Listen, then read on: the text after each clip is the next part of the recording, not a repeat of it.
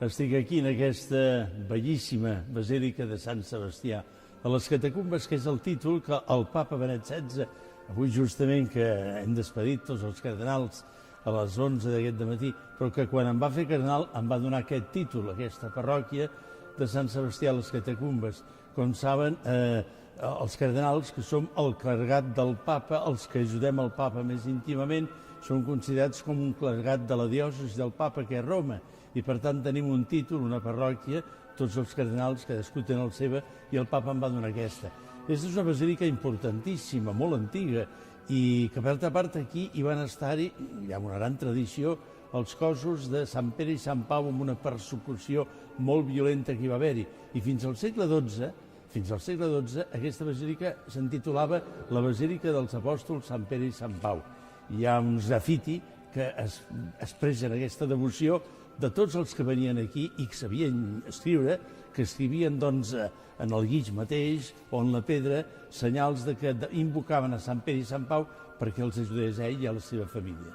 A sota hi ha unes catacumbes que invito a tots els diocesans, sobretot de Barcelona, que puguin venir a veure aquest títol del cardenal de Barcelona i les catacumbes que hi ha a sota.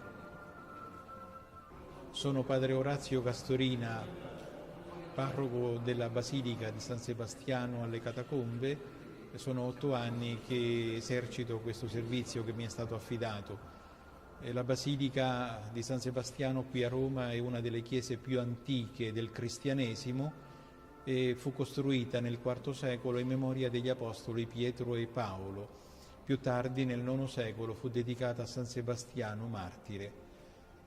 La chiesa è stata sempre luogo di culto, è una delle 7 chiese frequentata dai pellegrini che vengono a Roma. Oltre alle 4 basiliche patriarcali c'è appunto San Sebastiano per le catacombe, ritenuto il santuario, uno dei santuari del primo cristianesimo, insieme ad altre 2 basiliche.